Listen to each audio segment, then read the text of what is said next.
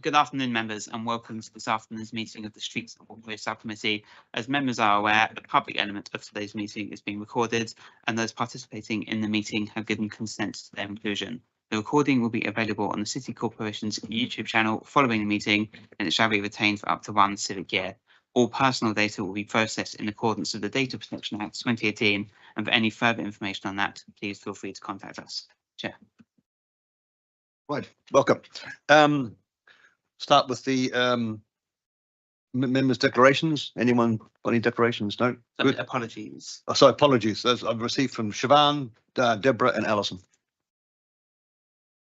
Actually, a few more missing, but never mind. Any missing, obviously the current clerk isn't here, and we will pick up for the formal minutes for the next meeting. Right. Members' declaration. Any declarations? Oh. Right, we'll move to agenda item number 3, the minutes. I just have one quick word to say on that before we have a look at it. It was unfortunate that the last meeting wasn't transmitted, so the public were not aware of how people voted. That was brought up at P&T, and the chair said that that wasn't appropriate to reveal that in writing, so that remains a secret. Yes, Marianne.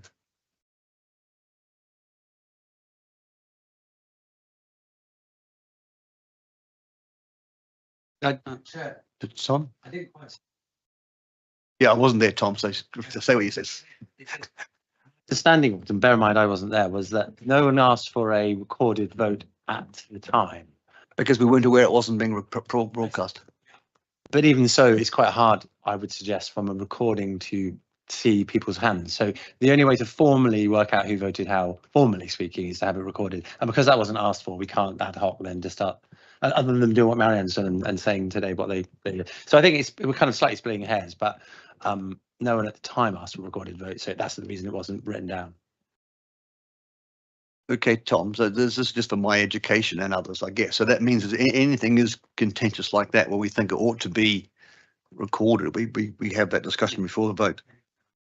Yeah, it requires, I think, 1/5 of the members present and voting to ask their names and votes to be recorded in the minutes. Go ahead, Marianne. In addition, those who vote against a motion can ask for their name to be recorded in the minute. So those who voted against, if they wanted to have it recorded, they could do so. But as I said, I'm very happy for the record to say that I voted to keep the road open. And in this room, you can see people putting their hands up on the camera. It's different in the livery hall, but in this room, you can see when people are voting. I mean, that's an opinion, Marianne. My view is it looks quite small. And I guess the point I was making was less about the camera and more about officially whether it was recorded. Okay, so what I'm taking away from this is, in fact, it was my fault. I should have asked before we had the vote. And the reason I think it was important is because the vote was very close to the previous time. Our Grand Committee had asked us to reconsider it, and the vote was equally close the second time. And so it was clearly an issue that of public interest to see how things went. So next time, if it ever happens again, probably won't. We will have this discussion before the vote. Is that fair enough? But this is all water under the bridge in this case. So Marianne, thank you anyway for. Apart from that, we haven't even discussed the minutes yet. Does anyone have any questions on the minutes?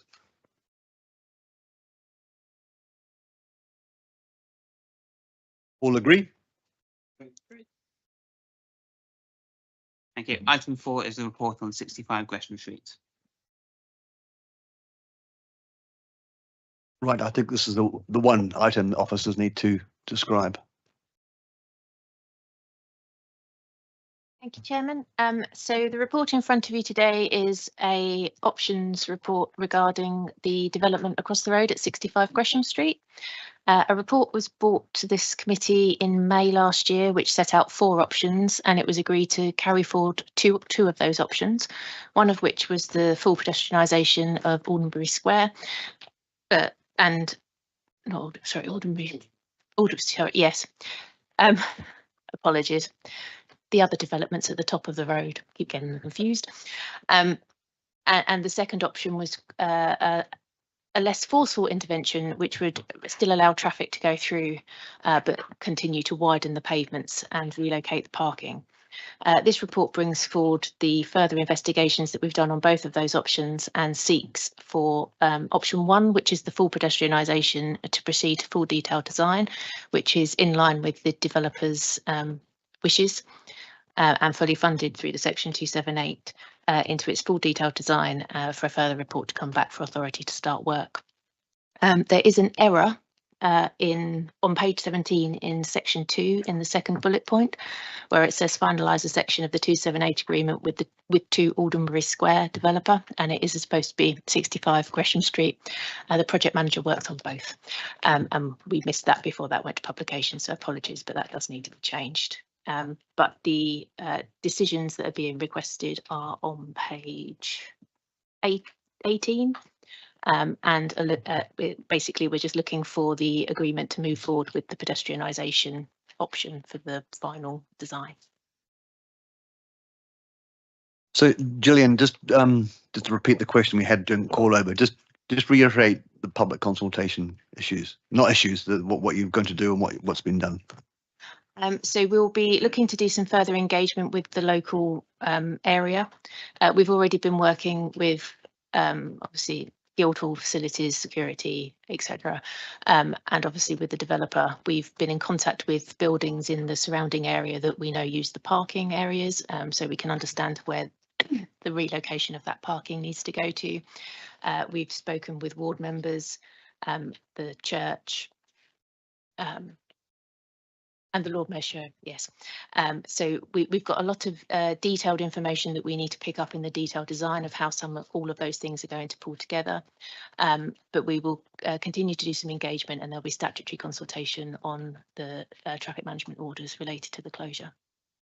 Thanks, Julian. Ed, go ahead. Yeah, thank you, Chair. I'm glad you mentioned the Lord Mayor's Show.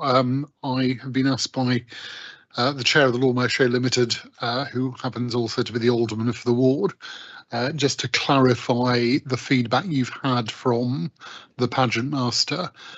Because Aldermanbury is quite an important storage, and form up place during the Lord Mayor's Show. I think he just wants clarification that the pageant master is satisfied that it can still be used on show day. Are we happy with that? If I can answer that, I was in the meeting with the pageant master on Friday, which is the latest of several. I don't want to embarrass him, but he said, quote, "It was a superb scheme." He's very happy with it. There were some items that he wants us to pick up, which is absolutely understandable. The key aspect that he really thinks will work is having the shared surface, one surface through there, means that it will feel that the people taking part in the show will be able to blend into the pickup points. There won't be sort of a curb edge and a sort of delineation between us and them. Very much the footprint of the location where the vehicles and the coaches and everything else currently sit won't be touched, as in it will be raised, but that linear space will still be there.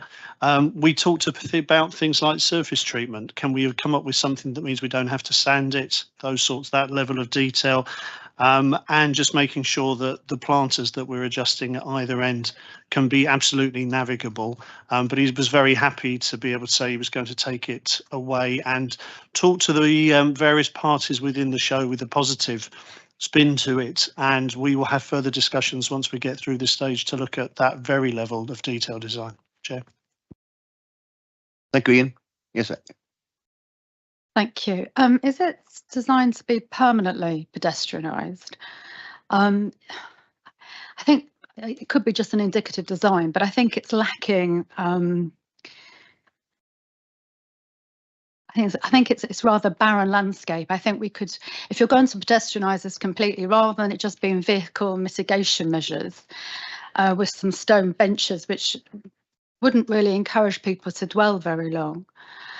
Why aren't we having suds and flowers and more benches and making it a really fantastic environment rather than trees and a few stone benches, especially for the money we're going to be putting forward. So there is an indicative kind of conceptual design, and there is definitely more work that needs to be done on that. The trees are obviously already existing, so we're making sure that we're not losing any of those and trying to accommodate kind of seating and things around those. We do need to maintain a relatively wide area for vehicle access, even though it would be pedestrianised, partly for like fire brigade access. And also for maintenance of the buildings. So we can't necessarily put permanent street furniture in that stretch that looks quite barren, because we do need to maintain that vehicular access. But then we're also expecting that the ground floor of 65 Gresham Street will be, I've forgotten the word, activated. So we're expecting that there would be kind of movable tables and chairs, which would also spill out into that space. So it wouldn't look so barren on a day-to-day basis. Is it not possible to do something similar to One New Change, where we put bedding around the trees? I mean, the trees aren't going to be moving, and as long as you've got enough space either side to get your vehicles through, there shouldn't be anything stopping planting under that tree corridor, just to sort of soften it a bit more and provide more pollinators and, you know, make it more of an inviting environment. It's definitely something that we can continue to look at. So that is the next stage of the design, is kind of that finalisation of how that will all tie together. Yeah, so Julian, you are confirming then that the design stage will include a possibility of investigating, you know, suds type rain garden type thing, where you've got planting on the soil itself, as we just heard, under the trees or somewhere. I don't know that we can put studs in, because it would very much depend on the roots of the trees, but we can definitely look at more planting and to soften that. Finally, rain runoff. Bearing in mind we do have a problem in the Guildhall Yard when it rains. That's why if you had those planters in the middle, it would be somewhere to channel excess water to. But again, I do wonder whether or not we should be designing things to deal with water runoff, so that it doesn't create the flooding problems that we see in the art gallery.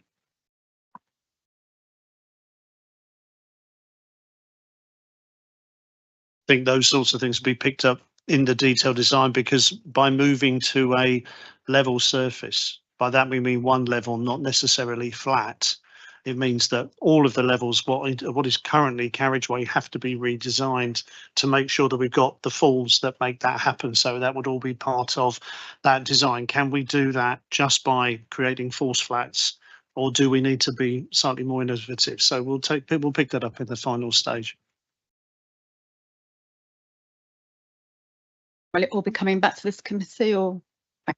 As I think, as you'll see in the report later on, anything that's introducing traffic restrictions, and this is introducing a traffic restriction, we would still want to bring back, even though the value actually isn't that high. Thanks, Ian. Tom? Thanks, Chair. Yeah, I think it's a great proposal. It looks really nice. I think I understand that the more detailed designs will come, which is great. And would kind of agree that Marianne's considerations probably are worth bringing into that phase as well. We're all in favour of better runoff management and so on, and a bit more greening. So I'm very much in support of this. I think it's a very positive way of using a kind of fairly, at the moment, unloved part of public realm. So congratulations to the team on getting it this far. Thanks, Tom. I think it's a good point to bring it to a close. All in favour?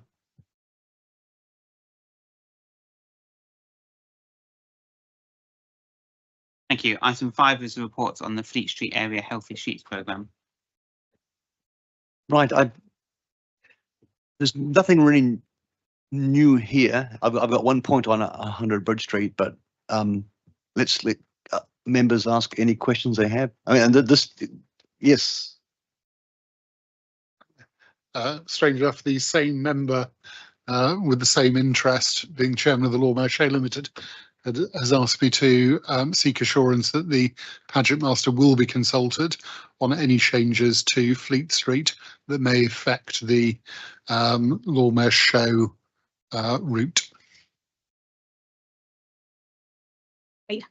Who's going to answer that?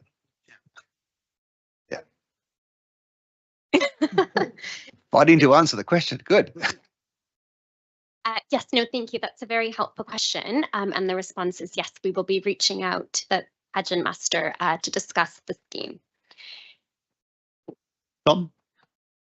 That's good to hear. I would just say, though, I think it's important as chair of the Grand Committee to say, like, our responsibility in planning and in operations, which the purview of this subcommittee covers, is always to kind of weigh off multiple trade-offs. And I think that is one that we have to consider, which is the Lawmere Show smooth flowing, which is only one day a year. And there may be overwhelming considerations in other areas that we have to give equal weight to or more weight to. So I just think we should note it as important. But I'm always nervous when we consult people that if we don't do what they say they weren't consulted.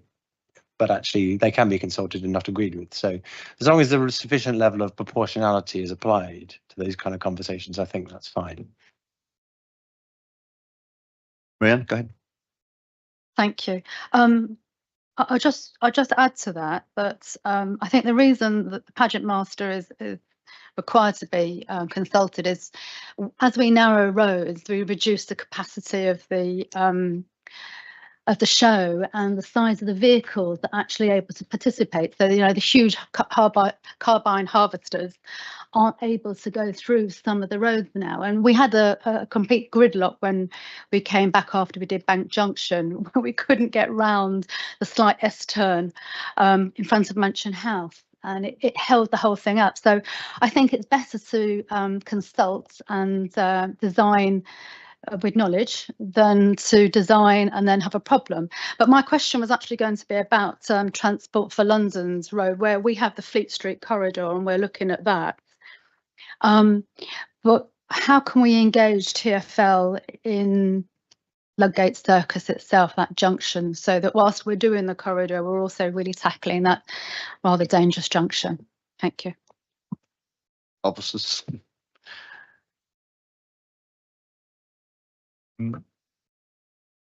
Yeah, so I mean, we're talking to TfL as part of this project, and they're aware of that we would like to see Ludgate Circus improved. They're aware that the BIB would like to see it improved. I think they would like to see it improved, but it is one of many junctions they have across London that everyone would like to see improved. And at the moment, it's not. They don't have any current plans to look at changing that within the timeline that we're doing Fleet Street, but that may change in the future and may come through as we have those conversations and continue those conversations. Right.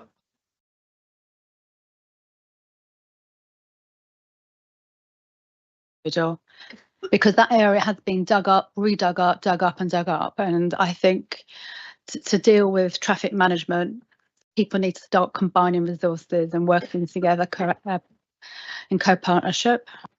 I appreciate that, but the choice there may well be us delaying this rather than them accelerating their things for it. But we'll continue to have the conversations, and if we can deliver them together, we will. But I'm just managing expectations that we wouldn't expect to necessarily see changes at Ludgate Circus in the same time frame that we're looking to pursue Fleet Street. Thank you, Marianne. Bruce, while we're on the subject, yeah, I'm very happy to have a word. Just on the other point, I wasn't saying we shouldn't consult the pageant master. I was just saying we have to bear in mind there's one consideration amongst many that we have, and we have a responsibility 364 days of the year, which are non-Lawmere shows, to have healthy streets and safe streets. And I'm sure there are pieces of modern agricultural equipment smaller than a combine harvester that will have just as much impact on the show. Just want to wrap this up by saying we consult the pageant master on anything that changes or impacts the route. Very happy to be reminded, ask the question by all means. This is one scenario where the current street alignment actually constrains the show because it has to manoeuvre around the police checkpoints.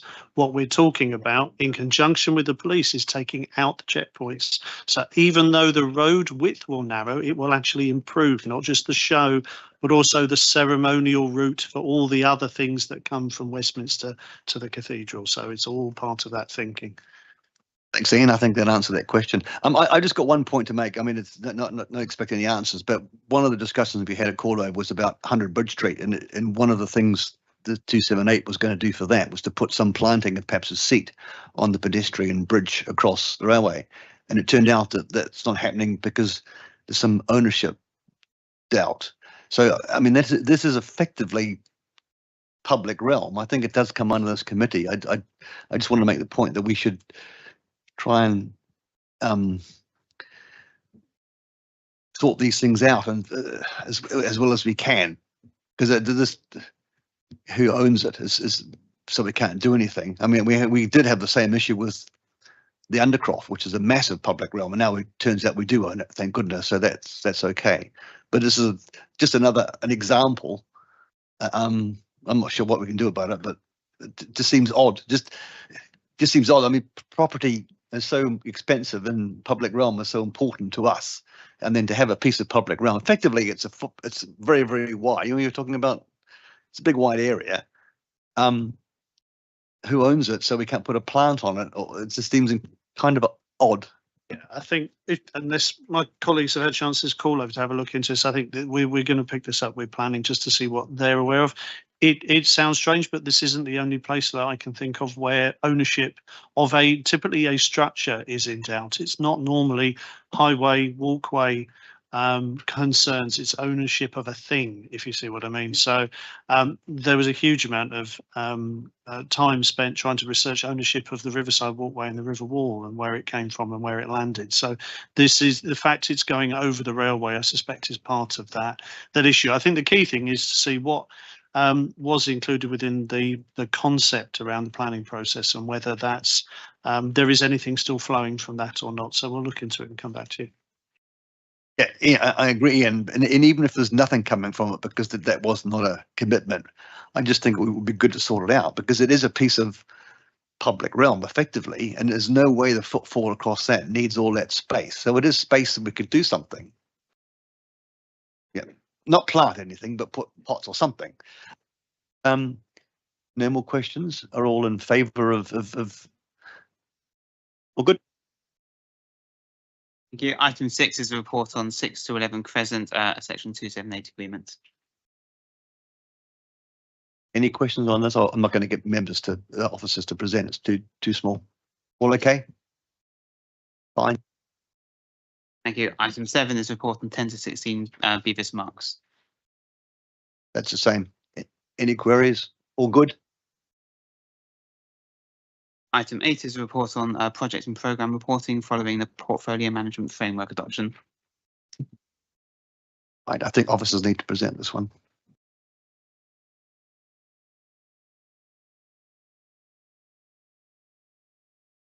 So this report is trying to set out some of the changes that have happened since the new project governance frameworks come in, which is referred to as P3.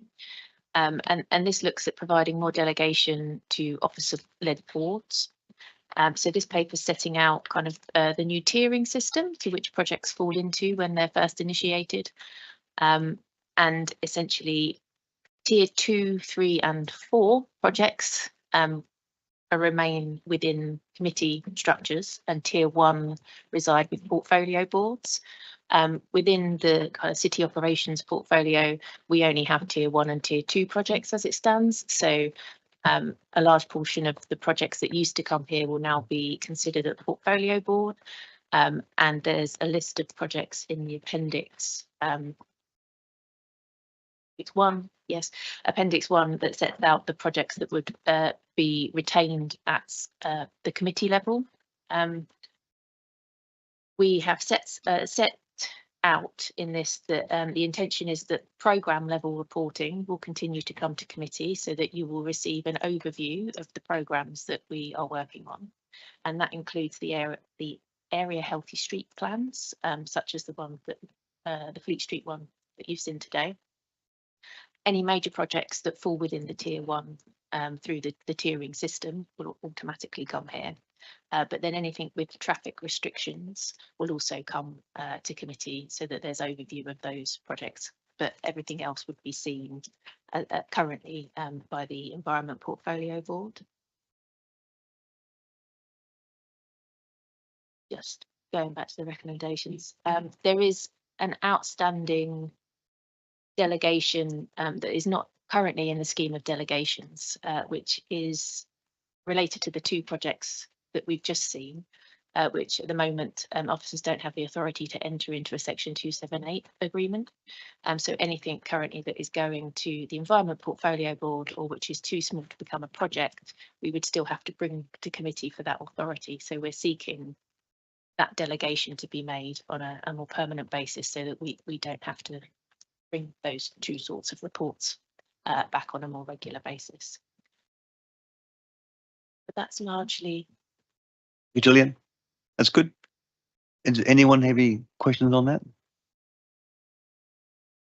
Go ahead, Tim. Thank you, Chairman. Just want to make sure that there is full transparency here. I don't have any difficulty with the delegation, and it will be reported back. But I'm just wondering whether, in fact, decisions to be delegated should just be here as an appendix at this committee in case members want to elevate it, because after the decision is made, it's too late. I'm just nervous. Some of these little projects, I know it's been done on a finance basis, and I don't have a problem with that. But some of those little projects cause more angst than lots of other things. So I'm just wondering whether, in fact, there should be a list at each meeting. These are the projects due to delegated authority, and then it's up to members then if they want to escalate it. Thank you. Planning and Transport do this. So definitely we're planning on bringing to you a list of decisions that have been taken under delegation, which mirrors the process that planning go through, where you have then enough information. We would think that you can then ask questions and query if there's certain things you want to pick up out of those decisions. I think the key thing that the wider narrative behind these changes is trying to look at the work in the round in terms of having that portfolio. So actually providing you with a list of live projects that are still there within the portfolio that is this committee's remit wouldn't be a problem. I mean, it's part of, if what we're doing is reporting saying these are the decisions that have been taken, these are the projects that are still currently live, I think that's fairly straightforward, and even what gateway stage that they're at, because that's the kind of information we should be getting out of Cora, which is the new IT system that's running these things.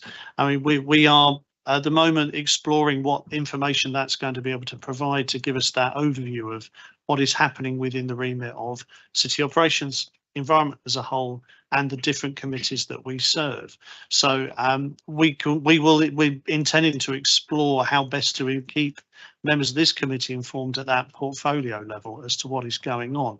We are acutely aware that sometimes small schemes create disproportionate interest. So we absolutely understand that.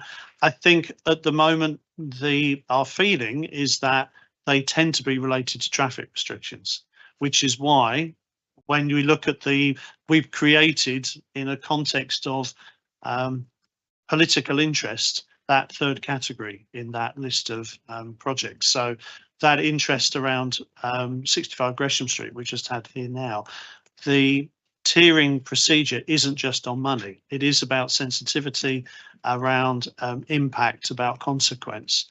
So it's by factoring that in that we've actually made it very clear that, as it says here, restrictions around Bank Junction for obvious reasons, 65 Gresham Street, Moor Lane, which we've spoken about before, and the Aldgate to Blackfriars Cycleway, which would include the bus stop bypasses. Those are all instances where, in a financial sense, actually they're not that high a value, but we know members are acutely interested.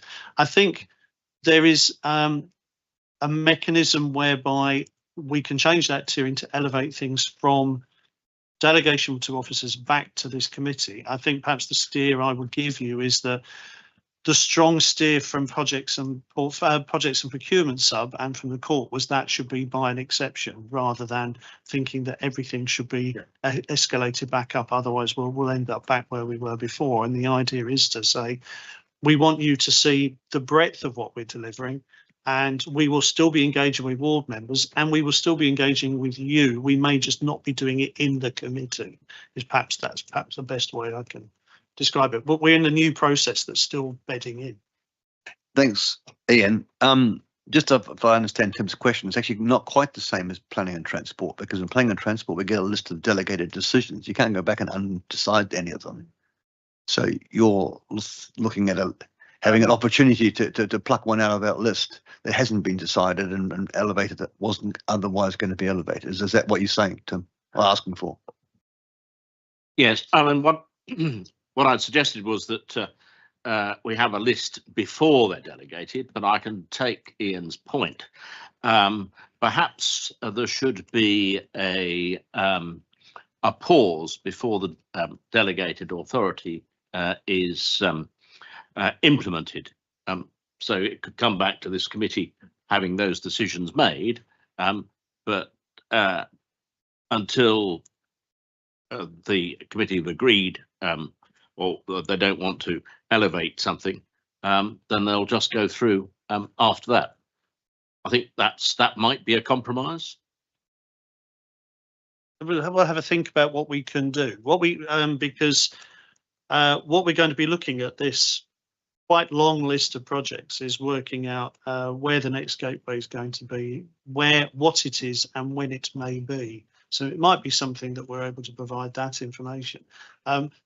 Jill's report doesn't touch too much on the other changes going on, but one of the other things that's happening is there's going to be fewer reports, not just that we're changing, that there's this introduction of tiering and more delegation, but actually there are more, it's more likely that you move straight from a concept design to start work. So this is something else we're grappling with internally, because at the moment you go concept design, you go idea, concept design, detail design, start work. There's a number of touch points.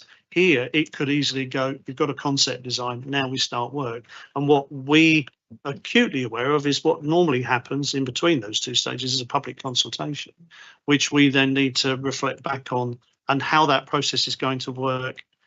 The purest sense of this in terms of how it's been set up doesn't necessarily exactly fit what we want to do and how we will want to engage with ward members, with yourselves, and work through our processes too. So we will be working on this in the background. I think for this, yes, the 278 is a piece of housekeeping delegation, giving you the information so that you know what we're dealing with, what we're processing under delegation.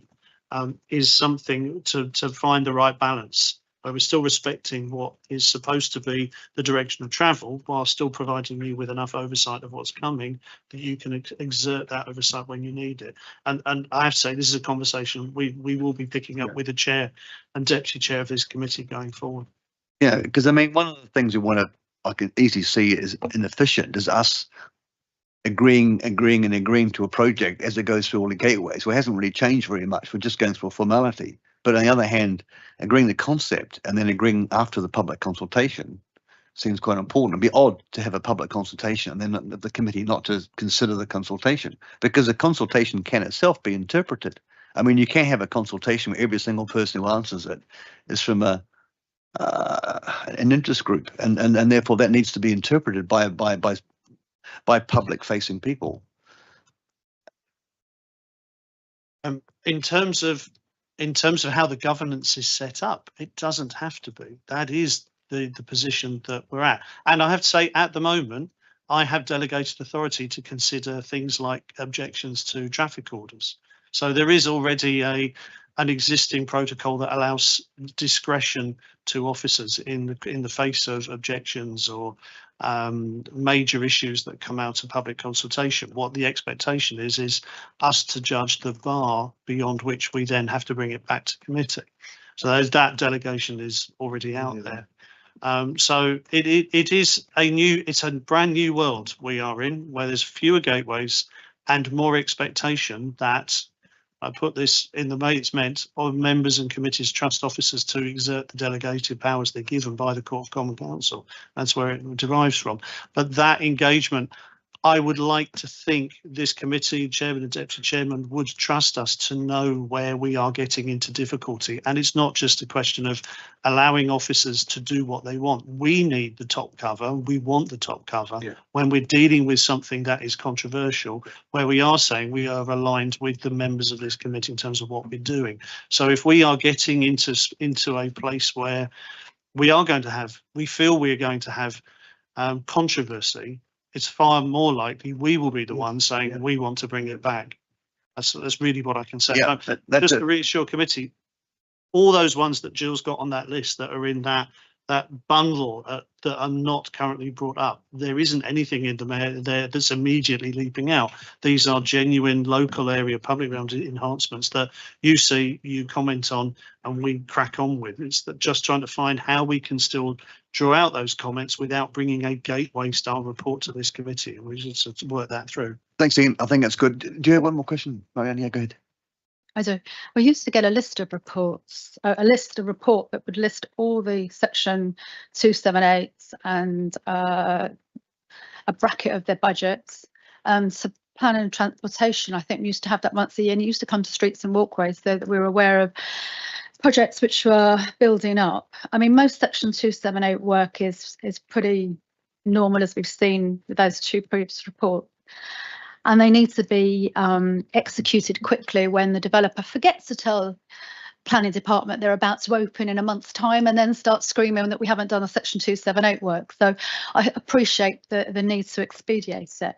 But I think what would be really helpful, given this is a public report, could you just identify and explain who is the Environment Portfolio Board, because I think the public should be aware of that. And I would also like to ask whether or not on the tier 1, which you think is sort of just normal, no problem, whether ward members would be consulted so that they can advise whether or not there's any sensitivity around anything on the list. Now I'm looking at that list on page 88 in Middlesex Street Estates, Eastern Base High Works does jump out at me as being slightly sensitive. And I would suggest that you consult the ward members and the residents. And again, it's around works where it's going to have an impact on the residents. Who takes that decision that it's sensitive? I mean, your officers, your desk-based, we're out here, we're in the community, we're the feedback, if you like. This is why we have this committee, this is why we have consultation. So where do you get where's your feelers? You know, how do you decide what's sensitive and what isn't sensitive? Perhaps if I start with the top question, which is who and what is the Environment Portfolio Board? So this is the governance position that we've been asked to create based on what was agreed by the Court of Common Council, and that is that there are a number of portfolios that have been established dealing with various themes of work across the organisation. So one is about City Bridge Foundation, one is about police projects, one is about community and children's services around housing, and there is one for environment.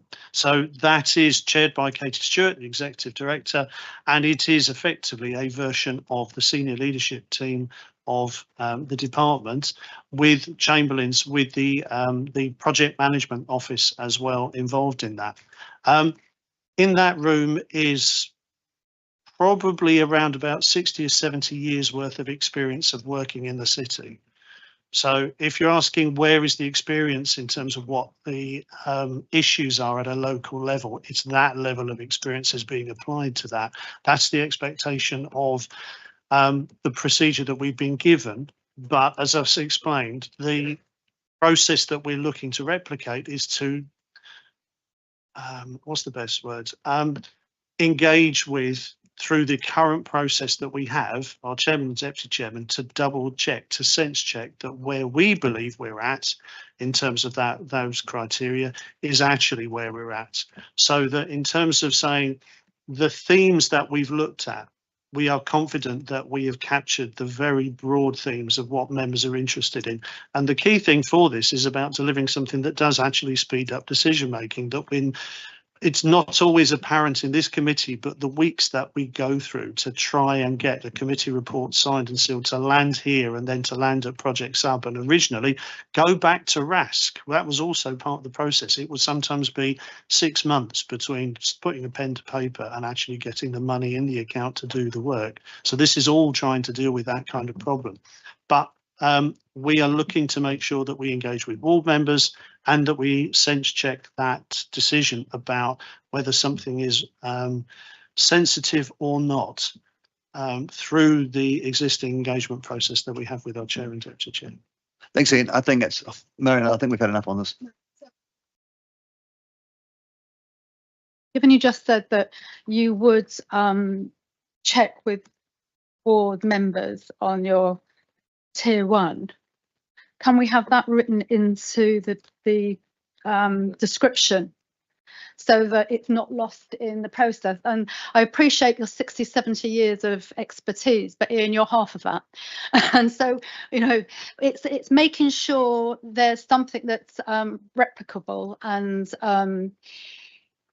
based on, I think, people in the community and the members. So I would propose that on the tier 1, on the description, we add that it's in consultation. Those are consulted with board members.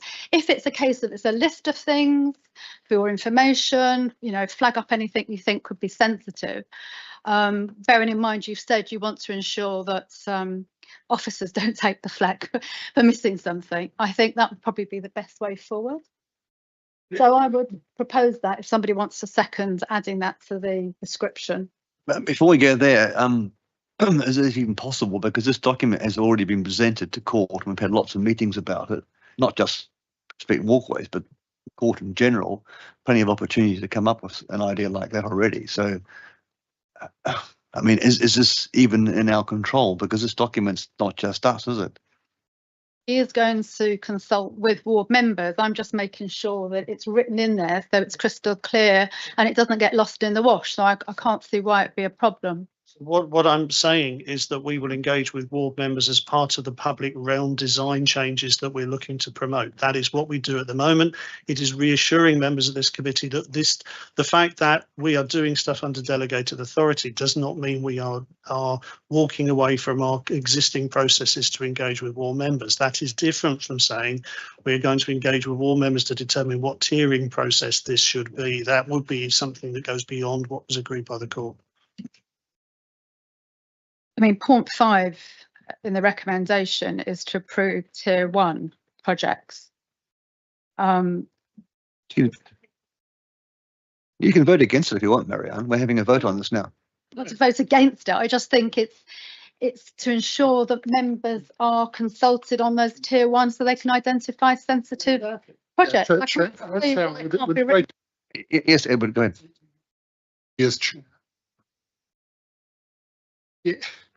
It is perfectly in order for a member to move an amendment to a recommendation, and that is what Marianne is seeking to do. And yeah, given what officers have said, I don't think it's a particularly controversial amendment. And yeah, if it is put, I will probably support it. So, Bruce, go ahead. Recommendation is not to approve tier 1s, it's to approve that for tier 1 section 278 projects that you delegate authority to enter into the 278 agreement. So that's the thing that we're seeking approval for here. It's not to agree that list of tier 1 projects. Yeah, I mean, we're not authorising the document, we're just authorising the existing list in a document, which is already. What the report is recommending is simply that ability of officers to sign 278 agreements, which already exists on 106. Is just that housekeeping bit that that makes no sense in the current climate, because it means that even something of a tiny scheme, we would have to bring a report back for no reason other than to agree 278. So we'll add point 6 then. which would be that tier 1 projects, ward members should be informed and their consultation and feedback taken into account. Before a decision. Yeah, Gillian, go ahead. So just to be clear, the tiering is done at the initiation of a project. So that's part of the first thing that you do when you initiate a project, is to work out in which tier we think that it's going to sit. And that sits for within the new P3 framework, which is the framework which court agreed. So that's not something that we can like change as officers here. That's a kind of corporate. I don't think that's what Marianne is proposing. No, what Is that where something falls into tier 1, there is a process for consultation with relevant ward members.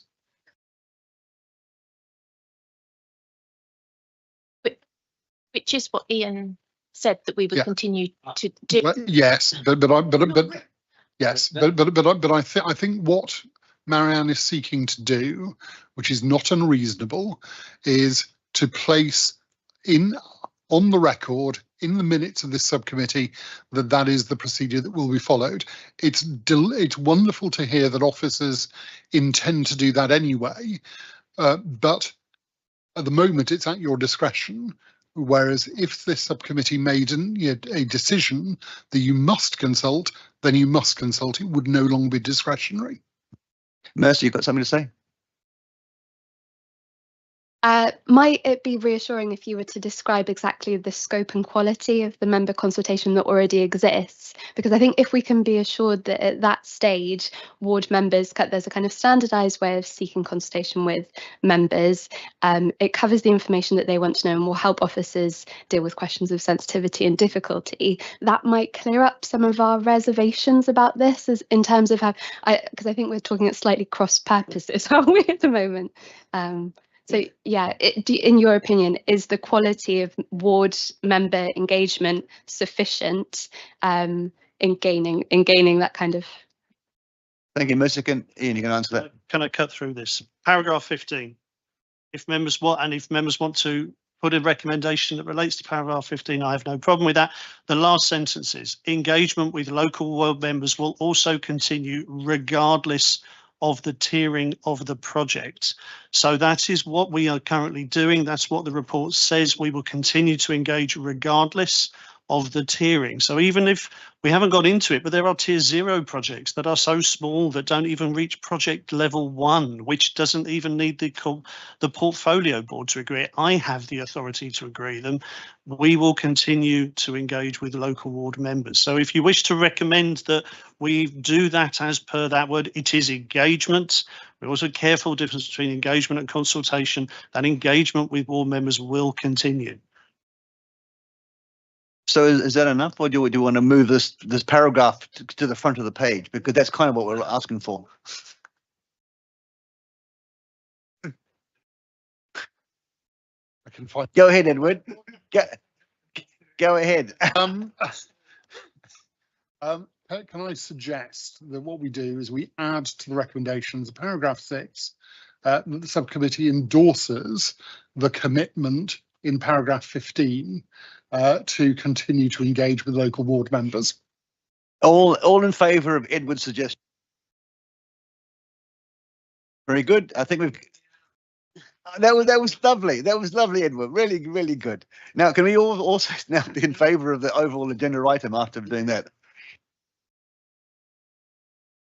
Thank you. I knew there's going to be a stop left. Item 9 is a report on special events on the highway.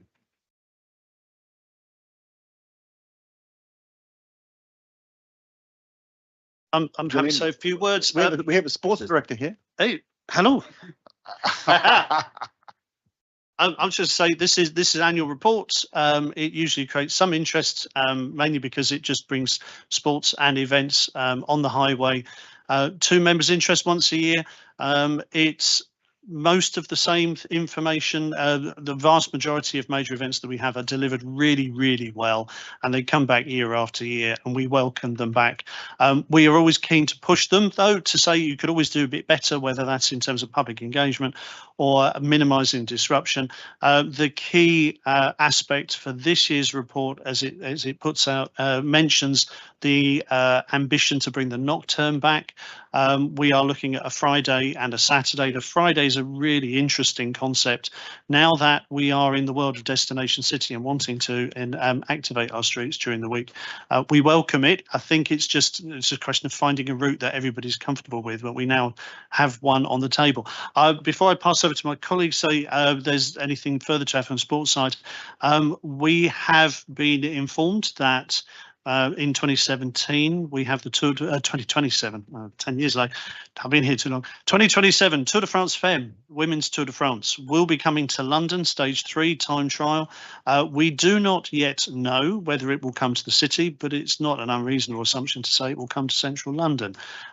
We have some meetings. We've been invited to some meetings in the near future, which again might suggest that it's coming to central London with colleagues in Westminster and TfL. So we'll see what happens with that. That is obviously 18 months away, so it's not subject to this report. But yeah, that will be a really exciting thing if it happens. If I could pass over anything else. Hi, I don't actually have anything more than Ian to add. Thanks, John, for throwing me under the bus there. Yeah, I guess we're just looking for kind of members to support the return of the nocturne. As Ian said, the Friday is kind of a really key aspect for us. Looking to engage kind of city businesses and city workers. It's not the kind of whole Friday. We're looking at a small road closure window of about 3 hours. Ryder Village in kind of Guildhall Yard, and a route now that kind of doesn't disrupt any bus diversions or anything like that. So we've kind of worked closely with Ian and Michelle to really mitigate any concerns around the Friday, and yeah, kind of continue on the Saturday. Edward, go ahead. Chair, thank you very much indeed. Clearly, as lead member for sport, I am hugely supportive of both our existing portfolio of events that take place on the highway and the addition of the nocturne. The nocturne, for those of you who remember, it started in Smithfield and then moved into the centre of the city over a weekend. But I think Steph is absolutely right. As part of the Destination City project, as part of our ambition to get more people interested in sport and in engaging in events, not just at the weekend. We are very keen to see this happen on the Friday and the Saturday. I'm enormously grateful to officers who have worked tirelessly to find a solution that will enable us to do this on a Friday, because it's an important part of what the event wants to achieve.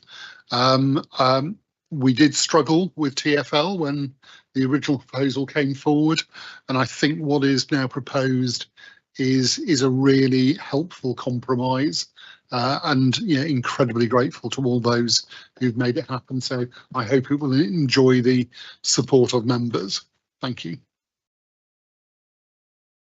On the nocturne, there's one thing that was discussed when we sports strategy was this is an opportunity to present to the public all the different kinds of bike transport. So that's still in the plan. I mean, we've heard from one of the charities there's 200 different kinds of bike design for people with various disabilities. Most people weren't aware of that. I think you can't talk because I'm talking. So that is still on the agenda, right? So that's for the Saturday. So the morning of the Saturday will be kind of festival, including kind of disability cycling, the kind of standard fun cycling that you used to see in the nocturne. So that is definitely part of the Saturday schedule. And one more question, a cheeky one really for John. I mean, are our road surfaces good enough for these people who cycle at 60 kilometres an hour? I'm talking about the Tour de France. I mean, we're talking about time trials, so there'll be 50, 60 kilometres an hour bikes. I mean, like with any, sorry, I don't need. Do I need that? The public. Yes. Sorry.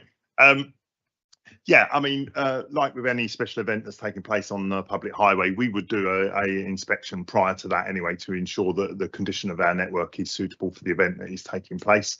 But having sort of seen the city over the last 7 or 8 months that I've been here, I would say the roads within the city are in much better shape than any other borough that surrounds you. Yes, go ahead, Tim. Thank you, Chairman.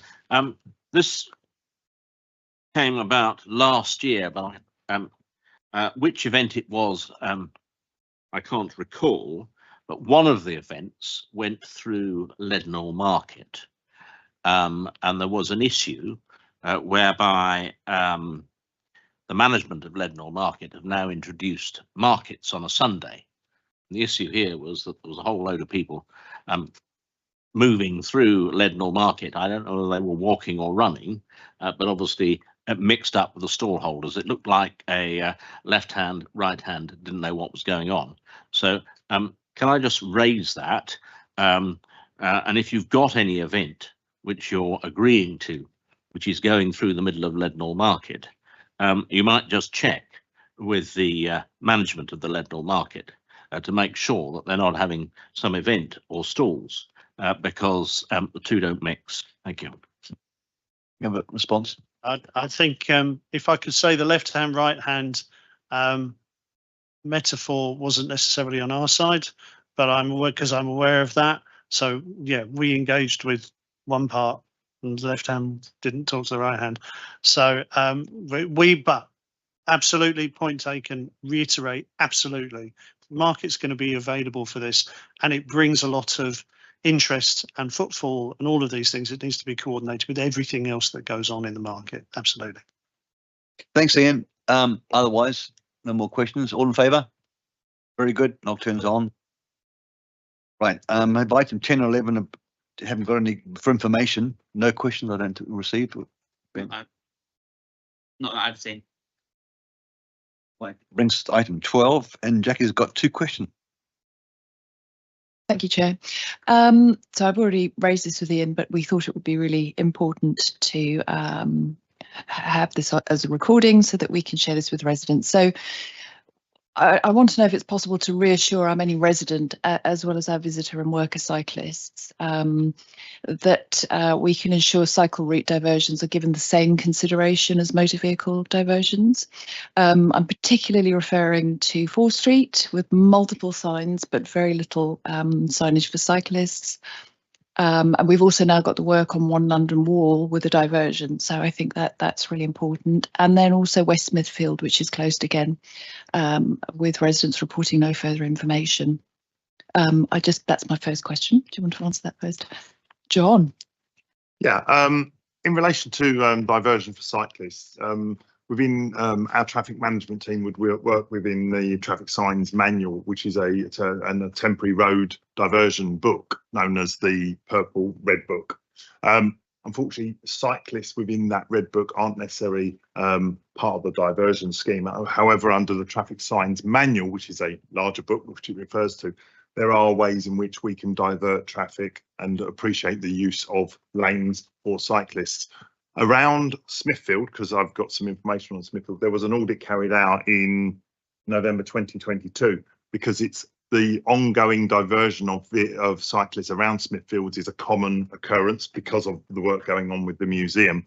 And it was seen to the diversion that was put in place was audited for safety concerns, and the recommendation was to actually introduce the smaller diversion which is in place rather than follow the lengthy diversion for vehicle traffic, which apparently negotiates 8 busy junctions. Now, obviously, that puts cyclists at a greater risk. So the diversion that was put in was to actually go up Charterhouse Street, and cyclists have to wait rather than it being a signal junction. I think that was one of the questions. Why is there not signals necessarily there for the cyclist? And it's like a lot of junctions. You do not necessarily have a dedicated right, left turn for a cyclist. Cyclists have to proceed with caution. And at that point, they would use a slightly lesser diversion route, which the safety audit recommended was appropriate in that case. So around Smithfield, what we need to do is just check that those signs are in and make sure that the road markings are actually still visible for those cyclists.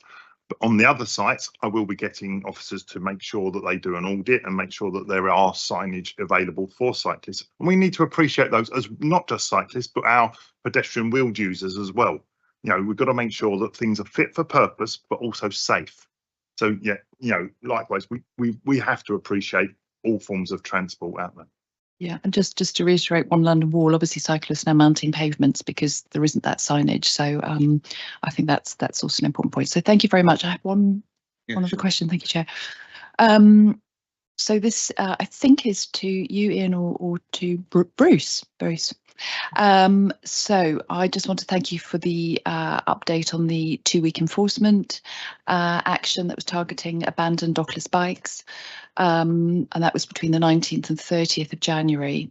So I'm just wondering if you could confirm for the committee how many bikes were found to be parked in a manner that posed a danger to other street users, and how many of these were actually Lime bikes. Could you also outline the next stage of our enforcement activities, because I know they're about to ramp up again at the end of this month, and I think that's really helpful for certainly residents and workers to understand. I did have a third point to that, which is about the TfL Considerate Cycling campaign that we talked about in this committee, and I just wondered when that's about to start, and is there any more that we could be doing around that? Thank you. Yeah, thank you, and thank you for the notice. Very happy to take those. So in terms of the seizures, in total, 274 bikes were removed as part of that action. 203 of those were Lime bikes, so the vast majority for it. Next steps on enforcement. So I think members might have seen some of the updates that have gone out, but the next stage is trialling an approach which is issuing fixed penalty notices to the operators if they don't remove bikes that have been reported to them by our street environment officers. That will start as soon as possible, and we're just finalising some of the software updates to enable the enforcement notices to be issued, and then we'll start, but within the next week or so. But there will be an update to members going as soon as that's about to go live. And I'm hoping that will lead to a step change in both operators ensuring that they get their users to leave bikes in the correct places, but then also responding promptly to bikes that are left outside of those places for it as well. The intention is to trial it for 3 months initially to see whether it's proving effective. If it is, we'll just continue, and there'll be a kind of full update. We'll come to this committee in July when we've also got a report coming on the reviewing the MOUs that we have for the operators as well for that one. And then just in terms of the Considerate Cycling campaign, well, it's running, maybe not as effectively as it could be if you haven't seen it. I will say it's a relatively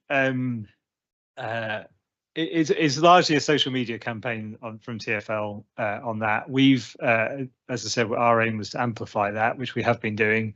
So we've paid for our own, using the same materials, paid for adverts in City AM for it. We've pushed it through our own social media channels and into residents' newsletters, shared it with the business improvement districts, etc., for it. But one of the things we do want to pick up with TfL in our regular meetings with them around Vision Zero and road danger reduction is what more they're planning to do around that campaign, because I think it has potential to be more than it has been so far for it, but we'll keep having those conversations. Bruce, just to follow on from Jackie's question, is a public report of a parked Lime bike enough to start the clock on the penalty notice when you move to the penalty notice period? No. So it will only be bikes that are reported to the operators by our street environment officers. So they will report a bike. The terms of the memorandum of understandings we have with the operators is that they have 90 minutes to respond to bikes that have been reported. If the bike hasn't been removed either by the operator or rehired within that 90-minute period, then the fixed penalty notice will be issued. So it has to be the SEO, because they need to report it, and then they need to know which one's being reported and go back to afterwards. We would still encourage both members and the public to report bikes through the web form that we have.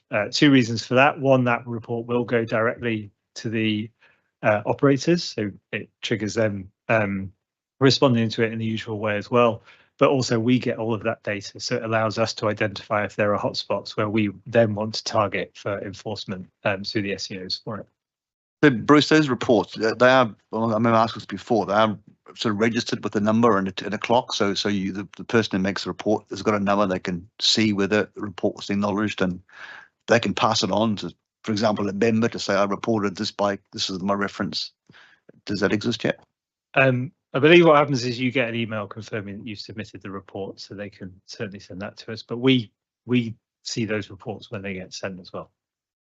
Okay, I'm assuming this works in the future and there's no problem, fine. But if it doesn't, I mean, I personally think that would be the next escalation of this, is that the public can start the clock, because that will have but that's a legal quagmire. But I think we should bear that in the mind as a third step.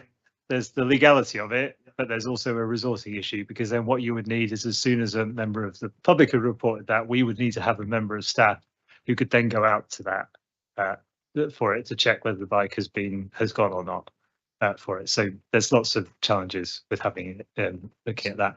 I think the thing to see is whether it's proving to be effective, and then also obviously in the not too distant future, we will of course have the regulatory powers sitting with TfL to license operators as well, which will be the real step change in terms of how these things are managed and everything else for it, because that will allow much closer monitoring of the bikes, but also much closer monitoring of fleet sizes and those kinds of things for it. And finally, I should say the fixed penalty notices go to the operators; they don't go to the person leaving the bike for it. So as is just the case with illegal parking and everything else for it, it won't necessarily eliminate the problem, but what it should do is increase the responsiveness of operators to the issue. Thanks, Bruce. Yeah, yes, Mercy, go ahead.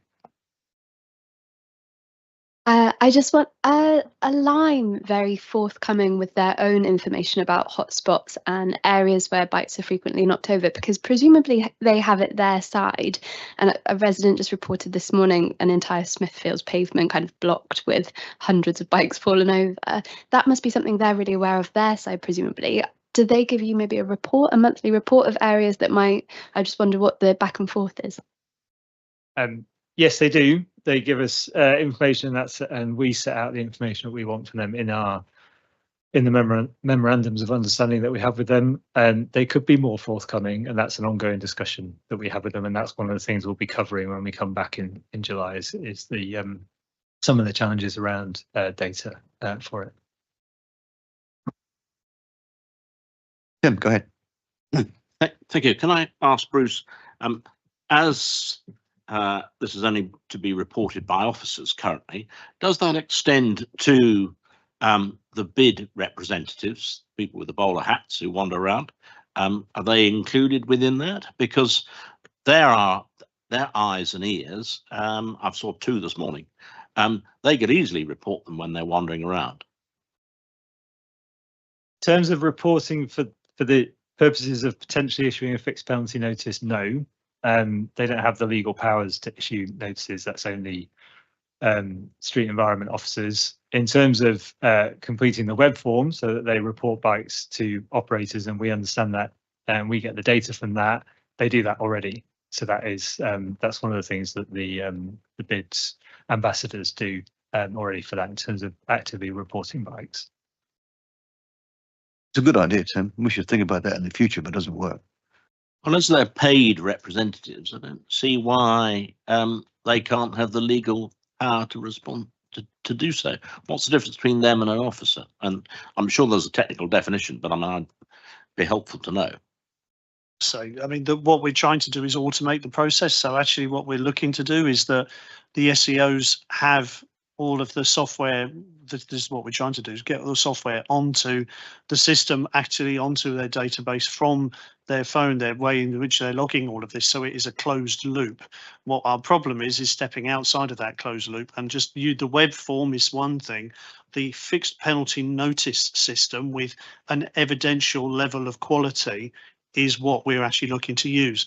And it is fair to say that it is not straightforward in terms of making sure that Lyme and Forest at the moment are happy with the evidential quality of the work that we've done already. Last year, for example, just because we removed a bike didn't necessarily mean they accepted that there was a fixed penalty notice incurred. You know, we have to prove to an evidential standard that at the end of the day is a magistrate level that actually we are enforcing that. So that's why putting it through somebody who is a professional enforcement officer is the way we have to do it. It's the same reason why, frankly, we can't go on public evidence to issue parking tickets, much as we in some respects might like to.